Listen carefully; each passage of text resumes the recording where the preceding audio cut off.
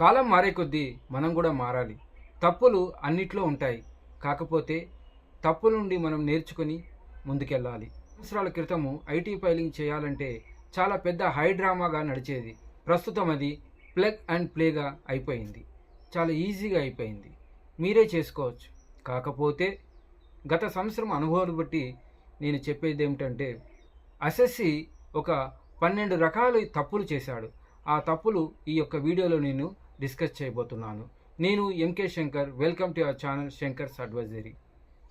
మొదటి తప్పు, అతడు ఫైలింగ్ చేసేటప్పుడు సరైన ఫామ్ను ఎన్నుకోలేదు. ఉదాహరణ చెప్పాలంటే, బెట్టింగ్ మరియు ఆన్లైన్ గేమ్లు ఆడేవారు ఏవైనా కానీ వారికి వచ్చిన ఇన్కమ్ చూపించేటప్పుడు వారు కంపల్సరీగా ఐటీఆర్ 2లో ఫైలింగ్ చేయాలి. ఇలా కాకుండా ఐటీఆర్ 3లో చేస్తున్నారు. ఇది తప్పు. ఇలా చేయడం వల్ల వారికి టీడీఎస్ రిఫండ్ కూడా రాలేదు. మరోమారు అది డిఫెక్ట్గా అయ్యి రివైజ్డ్ చేయవలసి వచ్చింది. రెండవ తప్పు, not checking the 26 years and annual income statement. వీటిని మీరు తప్పకుండా చెక్ చేసిన తర్వాతనే వాటిలో ఏదైతే ఇన్కమ్ ఉందో అదే మీరు వేయండి. లేదంటే డిఫెక్ట్ కింద నోటీస్ వస్తుంది. మూడవ తప్పు, ఎస్ఎస్సి అసెస్మెంట్ ఇయర్ మరియు ఫైనాన్షియల్ ఇయర్కి తేడాను గమనించక కొంతమంది ఫైనాన్షియల్ ఇయర్ 23-24ని ఫైలింగ్ చేశారు. కానీ అది తప్పు. నాలుగవ తప్పు, బ్యాంకింగ్ సంబంధించిన ఇన్ఫర్మేషన్ను అకౌంట్ నెంబర్తో పాటు ఐఎఫ్ఎస్సి కోడ్ మరియు బ్యాంకులో ఉన్న cell number, mail ID, IT department వద్ద ఉన్న సెల్ నెంబర్, మెయిల్ ఐడితో కంపల్సరీగా మ్యాచ్ కావాలి. మ్యాచ్ అయితేనే వాళ్ళకి ఓటీపీ వస్తుంది. అది సరైన ఫైల్గా, లేదంటే అది డిఫెక్ట్ కింద వచ్చేసింది. ఐదవ తప్పు, not disclosing all bank accounts. ఎస్ఎస్సికి ఉన్న అన్ని బ్యాంక్ అకౌంట్లు, అంటే కరెంట్ అకౌంట్ కానీ సేవింగ్ అకౌంట్ కానీ అన్నీ ఐటీఆర్లో సమర్పించేటప్పుడు మనము కంపల్సరీగా వాటిని చూపించాలి.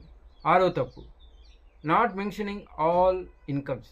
కొంతమంది శాలరీ పర్సన్ అయినా బిజినెస్ పర్సన్స్ అయినా వారు ఎఫ్డీలు చేస్తారు. ఆ ఎఫ్డీకి సంబంధించిన ఇంట్రెస్ట్ వస్తుంది. ఆ ఇంట్రెస్ట్ను ఐటీలో కొంతమంది చూపించలేకపోవడం వల్ల కూడా డిఫెక్టివ్ ఐటీ రిటర్న్గా భావించబడుతుంది. నాట్ మెన్షనింగ్ ఎగ్జంప్టెడ్ ఇన్కమ్ అంటే కొంతమంది నాకు 2,50,000 దాటి ఇన్కమ్ లేదు, 5 లక్షలు దాటి ఇన్కమ్ లేదు, 7 లక్షలు దాటి ఇన్కమ్ లేదు అంటూ ఫైలింగ్ చేయలేదు. అలాంటి వారికి కూడా నోటీసులు వచ్చాయి. ఎనిమిదవ తప్పు, క్రెడిట్ కార్డ్ ఇన్ఫర్మేషన్. చాలామంది క్రెడిట్ కార్డులు ఉన్నవారు వారు స్వైపింగ్ చేసి మళ్ళీ 45 రోజుల తర్వాత కట్టడం చేస్తుంటారు. ఇలా చేయడం వల్ల 1,00,000 రూపాయలు క్రెడిట్ లిమిట్ ఉంటే వారి దృష్టిలో అది 1,00,000 రూపాయలుగానే ఉంటుంది. ఇలా ప్రతి నెల చేయడం మూలంగా వారికి ట్రాన్సాక్షన్స్ అమౌంట్ 12 లక్షలు టర్నోవర్ జరుగుతుంది. ఇది వారికి తెలియదు. సో ఇలాంటి వారికి కూడా నోటీసులు వస్తాయి.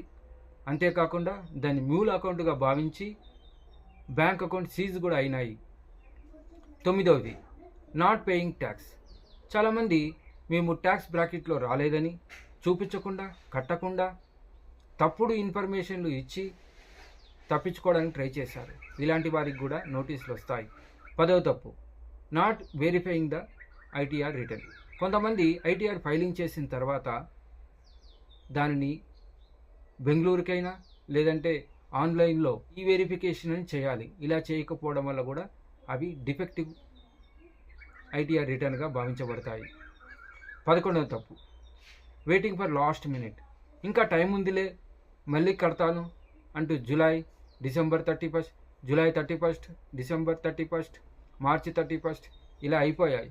అయినా కొంతమంది ఐటీఆర్ ఫైలింగ్ చేయట్లేదు. ఇలాంటి వారికి కూడా నోటీసులు వస్తాయి. చివరిగా, not responding to notices. Filing అయిన తర్వాత ఏవో దగ్గర నుండైనా ఇన్కమ్ ట్యాక్స్ డిపార్ట్మెంట్ వద్ద నుండైనా నోటీసులు వస్తాయి. వీటికి వస్తే ఇమీడియట్గా మీరు మీ యొక్క సీఏ సహకారంతో స్పందించి వాటి ప్రాబ్లం నుండి మీరు బయటపడాలి. లేదంటే రోటితో పోయేదాన్ని రోకర్లు పోటు వరకు తెచ్చుకోవాల్సి వస్తుంది. అంతేకాకుండా కొంతమందికి 200% అవకాశం కూడా ఉంది.